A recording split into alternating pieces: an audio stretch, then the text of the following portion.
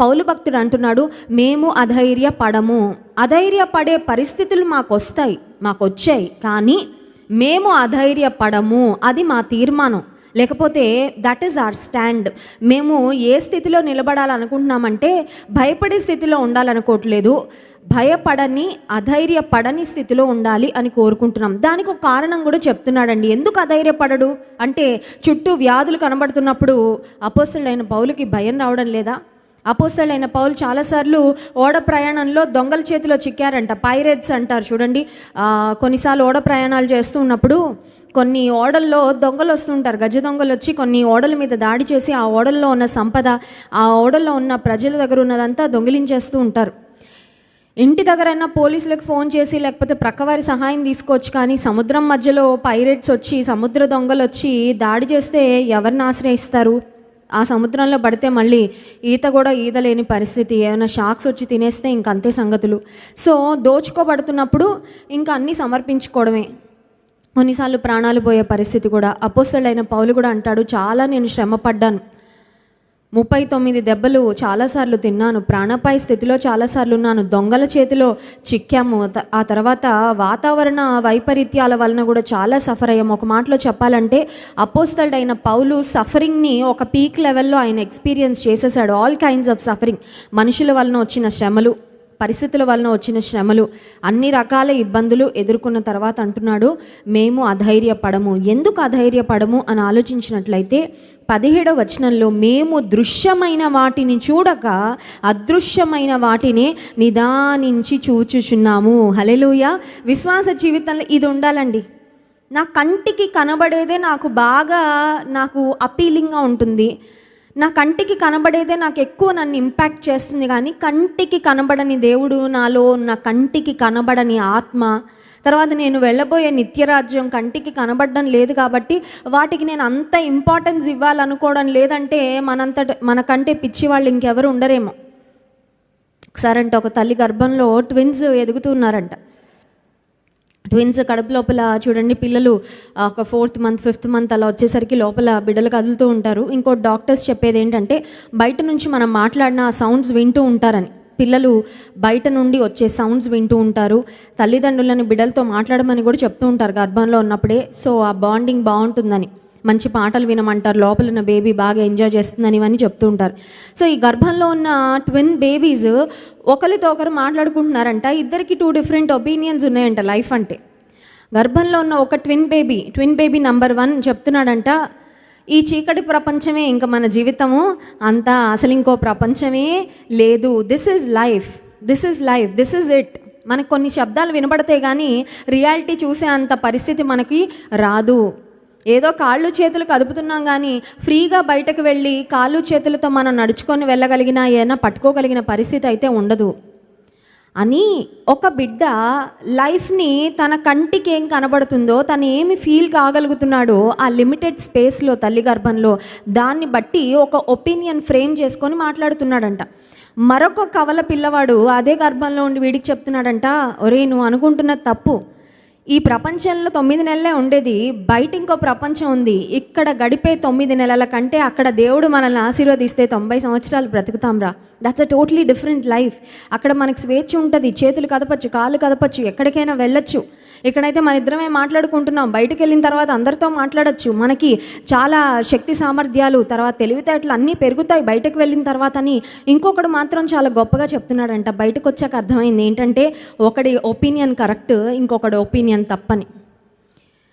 చాలామంది ఈ ప్రపంచంలో ఆ ఫస్ట్ బేబీలాగే అనుకుంటున్నారు, ఇప్పుడు నా కంటికి ఏం కనబడుతుందో అవే నిత్యమైనవి, ఈ కంటికి కనబడే ప్రపంచమే, ఈ లోకంలో కనపడే సుఖాలు సౌఖ్యాలు, ఈ లైఫ్ కంఫర్టబుల్గా ఉంటే ఇంకా ఇది చాలే, ఈ జీవితం ఇంకా ఇంతే, ఇంకా ఈ జీవితం తర్వాత మరో జీవితం లేదని చాలామంది ఒక ఒపీనియన్ ఫామ్ చేసుకొని ఈ ప్రపంచంలో బ్రతకడం గురించే ఆలోచిస్తున్నారు తప్ప, ఈ జీవితం తర్వాత ఈ జీవితం కంటే చాలా సుదీర్ఘమైన యుగాలు జీవించే మరొక జీవితం ఉందని, లైఫ్ ఆఫ్టర్ డెత్ ఉందని చాలామందికి గ్రహింపు రావడం లేదు.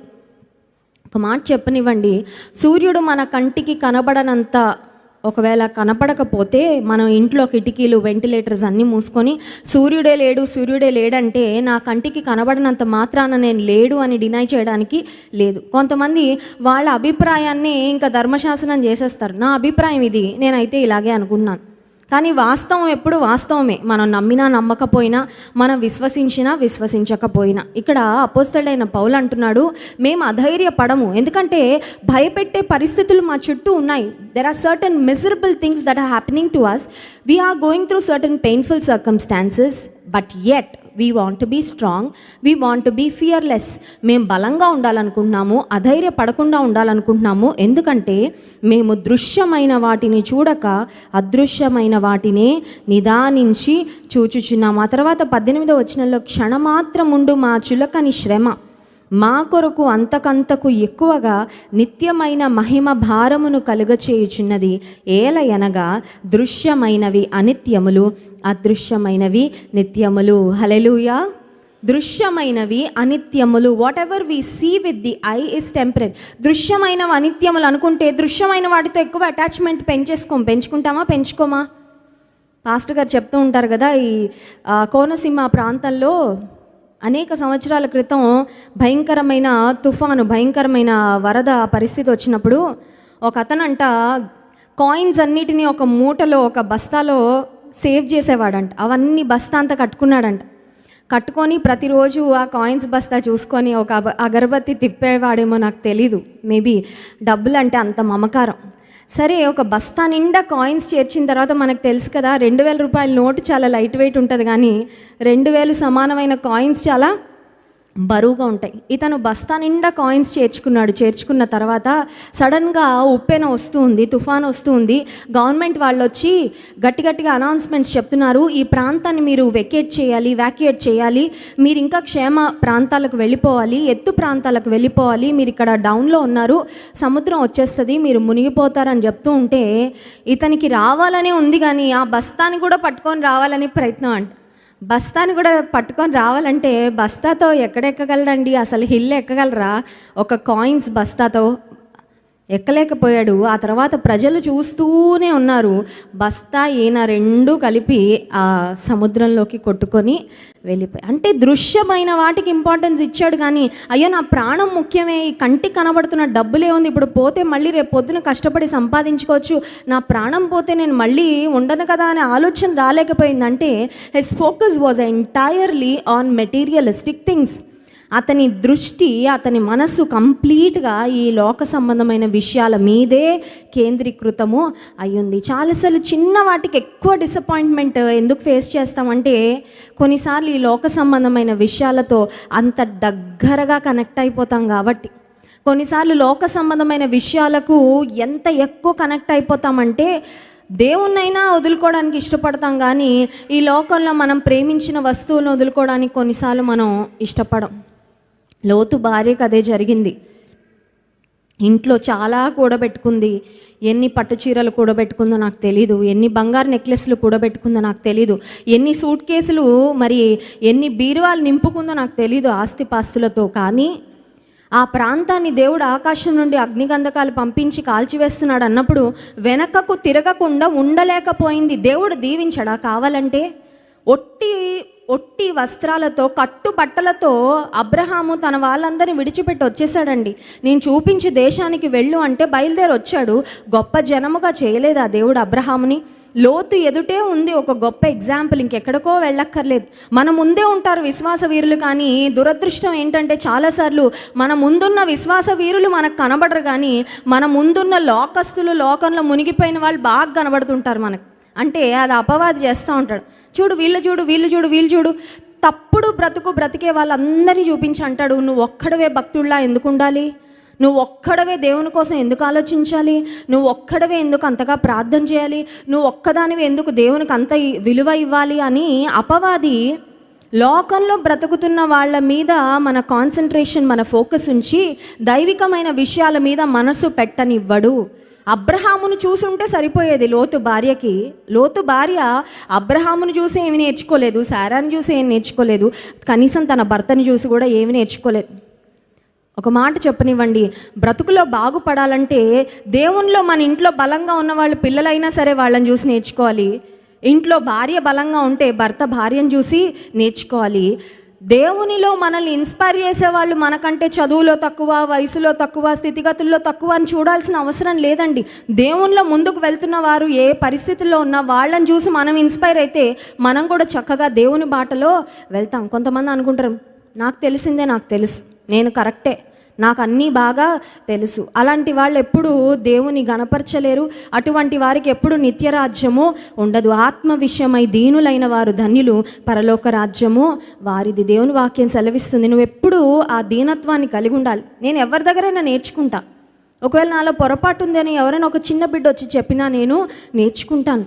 దేవుడు నాలో తప్పెత్తి చూపించినప్పుడు కొంతమంది అభిప్రాయాలు ఎలా ఉంటాయో తెలుసా అండి? దేవుడు తప్పెత్తి చూపిస్తే నాలో తప్పు చూపించి అంతటి వాడివా దేవుడా అన్నట్టు దేవుని మీద కోపగించుకుంటారండి. అంటే ఎలా బ్రతికేసినా దేవుడు ఎప్పుడు కాంప్లిమెంట్లు, ఆ తర్వాత మెప్పు ఇచ్చి పంపిస్తూ ఉంటే బాగుంటుంది అన్నమాట. దేవుడు ఏమన్నా గట్టిగా చెప్తే, ఖండితంగా చెప్తే ఇష్టపడరు. మందిరంలో మెసేజ్లు మసాజుల్లో ఉంటేనే కాదు, మెసేజ్లు కొన్నిసార్లు ఆపరేషన్ లాగా ఉంటాయి. హల్లెలూయా. ఎలా ఉంటుందంటే దైవజనుల వాక్యం చెప్తున్నప్పుడు నేను చాలాసార్లు అనుభవం గుండా వెళ్ళాను. ఆత్మీయ తండ్రి గారు జాన్ వెస్లీ గారు వాక్యం చెప్తున్నప్పుడు కొన్నిసార్లు నాకు ఏదో ఆపరేషన్ జరుగుతున్నట్టు ఉంటుంది. అక్కడ కూర్చొని దేవుని వాక్యం చాలా సూటిగా గుచ్చుతున్నట్టు ఉంటుంది. ప్రభా నాతోనే మాట్లాడావు నువ్వు, this word is for me, నా కోసం ఈ మాట నేను సరి చేసుకుంటానయ్యా, నేను ఇంకా నీకోసం నమ్మకంగా ఉంటా ప్రభా, నువ్వు మాట్లాడవయ్యా, నీకు స్తోత్రాలని దేవుని స్తుతిస్తాను. ఆ అనుభవం ఎవరికి వస్తుందంటే దృశ్యమైన వాటిని చూడకుండా అదృశ్యమైన వాటిని. పరలోకం ఇట్స్ అ పర్ఫెక్ట్ ప్లేస్. పరలోకంలో కొంచెం కూడా పాపం లేదండి. పరలోకం కొరకు సిద్ధపడాలంటే అదృశ్యమైన ఆ రాజ్యం కొరకు, అఫ్ కోర్స్ పరలోకానికి వెళ్ళిన తర్వాత బంగారు వీధులు, దేవుడు మన కొరకు కట్టిన ఇళ్ళు, ఆ సుందరమైన ప్రదేశం, దేవుని ముఖదర్శనం చేసుకుంటాం. కానీ ఇక్కడ నుంచి అయితే మనం పరలోకాన్ని చూసే అవకాశం లేదు. పరలోకానికి వెళ్ళిన వాళ్ళు ఎవరైనా వీడియో కాల్ చేయడానికి ఉందా? ఒక్క ఫెసిలిటీ ఉంటే అందరూ పరలోకం చేరిపోదురు కదండి. వీడియో కాల్ చేసి ఇలాంటి స్క్రీన్లో వేస్తే పరలోకం అండి ఇలా ఉంటుందండి, ఎంట్రన్స్ ఇక్కడ వీళ్ళు ఉన్నారండి, వాళ్ళు ఉన్నారండి, ఇక్కడ చైర్లు ఇలా ఉన్నాయండి, ఇక్కడ వచ్చాక గిఫ్ట్లు ఇలా ఇచ్చారండి అంటే ఒక్కళ్ళం కూడా వదలం పరలోకాన్ని. కానీ అందుకే దేవుడు అలా పెట్టాడు. దృశ్యమైనవి అనిత్యములు, అదృశ్యమైనవి నిత్యం. నువ్వు నమ్మాల్సిందే అంతే. నమ్మితే, విశ్వసించితే అప్పుడు నీకు దీవెన. కానీ ఏమో ఉంటుందో ఉండదో అనుకుంటే అవకాశం కోల్పోయిన తర్వాత ఇంకా చేయగలిగింది ఏమీ లేదు. ఈ రాత్రికాల సమయంలో ఉజ్జీవ ప్రార్థనల్లో దేవుని అడుగుదాం ఏమనంటే, దృశ్యమైన వాటిని అందరూ చూస్తున్నారు, నేను కూడా చూస్తున్నానయ్యా, కానీ అదృశ్యమైన వాటిని చూడడం నాకు నేర్పించు. పేతురు దోణిలో నుండి దిగాడు. యేసయ్య అలల మీద నడుస్తుంటే నేను కూడా నడుస్తాను. He was so eager. యేసయ్య సాహసాలు చేయడానికి సహాయం చేస్తాడు కదా. యేసయ్య సాహసాలు చేయాలని ఆశపడిన వాళ్ళని, గొప్ప కార్యాలు చేయాలని ఆశపడేవాని కూర్చో, good for nothing, useless fellow అని ఎప్పుడు అనలేదండి. చేయాలంటే చెయ్యిరా అని పిలిచేవాడు. పేతురు నువ్వు నీటి మీద నడుస్తున్నావయ్యా, నేను కూడా నడుస్తున్నా అంటే వచ్చేయి పేతురు పర్వాలేదు అనగానే యేసయ్యని చూసినంతసేపు బాగానే నడిచాడు. ఈ కళ్ళు ఇలా తిప్పాడండి ఒక్కసారి. సైట్ సీయింగ్ అనమాట. అంటే దోన్లో నుండి అప్పటిదాకా అలలు చూశాడు కదా, ఇప్పుడు మళ్ళీ చూడాలంటే చూశాడు. ఎందుకంటే ఒకసారి చూస్తే ఎలా ఉంటుందో. కొన్నిసార్లు మనం లోకంలోకి ఎలా వెళ్తాం తెలుసా అండి? ఊరికే చూడడంలో తప్పేమన్నా ఉందా? కొంతమంది ఇలాగే అంటారండి పిల్లలు, పిచ్చి పిచ్చి దృశ్యాలు, పిచ్చి పిచ్చి సినిమాలు చూస్తూ, తప్పు బాబు చూడకూడదంటే, అమ్మ నేను చెయ్యట్లేదమ్మా, నేను చూస్తున్నాను, చూస్తే ఏంటి తప్పు అంటాడు. చూస్తాడు, తర్వాత సైలెంట్గా చేస్తాడు. ఆ తర్వాత స్టెప్ వీడి చేతిలో ఉండదన్నమాట. చూడడం వరకే కంట్రోల్లో ఉంటుంది. చూసిన తర్వాత మెల్లగా లోకంలోకి జారుకోవడం మన కంట్రోల్లో ఉండదు. పేతురు అలా చూశాడంతే, మునిగిపోసాగాడు. కానీ దేవుడు చెయ్యి ఇచ్చి యేసయ్య లేపాడు. ఈ రాత్రికాల సమయంలో విశ్వాసంతో జీవించడం అంటే అర్థం ఏంటంటే అదృశ్యమైన వాటిని చూడగలగడం. అదృశ్యమైన వాటిని చూసే అనుభవం మనకుందా? ఏ పరిస్థితి వచ్చినా మనుషులు ఏమనుకుంటారు? కొంతమంది ఫస్ట్ ఇదే ఆలోచన. ఏదైనా ఒక కష్టం రాగానే అమ్మో వాళ్ళేమనుకుంటారు, వీళ్ళే, అది కాదు. ఫస్ట్ ముందు యేసయ్య వైపు చూసే కళ్ళున్నాయా? ఒక కష్టం రాగానే వాళ్ళేమనుకుంటారు, వీళ్ళేమనుకుంటారు, వాళ్ళేం సలహా ఇస్తారు, వీళ్ళేం సలహా ఇస్తారు కాదు. నా దేవుని దగ్గరకు నేను పరిగెత్తాలి. కొండల వైపు కన్నులెత్తే అనుభవం, దేవుని మీద ఆధారపడే అనుభవం మనకున్నట్లయితే మనము కూడా అధైర్యపడము. అట్టి అనుభవంలో, అట్టి కృపలో దేవుడు మనల్ని నడిపించును గాక. ఆమెన్. చిన్న ప్రార్థన చేసుకుందాం. పరిశుద్ధుడా, మహోన్నతానికి స్తోత్రాలు. ఈ రాత్రికాల సమయంలో నీ వాక్యం ద్వారా మీరు మాతో మాట్లాడినందుకు వందనాలు చెల్లించుకుంటున్నాం ప్రభా. దృశ్యమైనవి అనిత్యములు, అదృశ్యమైనవి నిత్యములని నీ వాక్యం ద్వారా మాట్లాడావు. ఈ లోకంలో బ్రతుకుతున్నప్పుడు కంటికి కనబడే మనుషులకు, కంటికి కనబడే వస్తువులకు ఇచ్చే విలువ కంటే కంటికి కనబడని నీకు మేమిచ్చే ప్రాధాన్యత చాలా తక్కువగా ఉంటుందయ్యా. కానీ విశ్వాసముతో బ్రతకడము మాకు నేర్పించండి. అతి చిన్న విషయానికి కలవరపడిపోయి, దుఃఖపడిపోయి, అధైర్యపడిపోయి, లోకం వైపు, మనుషుల వైపు చూసే అనుభవము లేకుండా నాయన పరిపూర్ణంగా నీ మీద ఆధారపడే కృపను మాకు దయచేయండి. విన్న వాక్యం మా హృదయాల్లో ఫలింపచేయండి. నిన్ను ఆరాధించి స్తుతించబోతుండగా ఆరాధన ఆత్మతో మమ్మల్ని నింపండి. నీకు ఇష్టమైన ఆరాధన, నీకు ఇంపైన ఆరాధన మేము చేయడానికి సహాయం చేయండి. యేసు నామమున ప్రార్థిస్తున్నాం తండ్రి, ఆమెన్.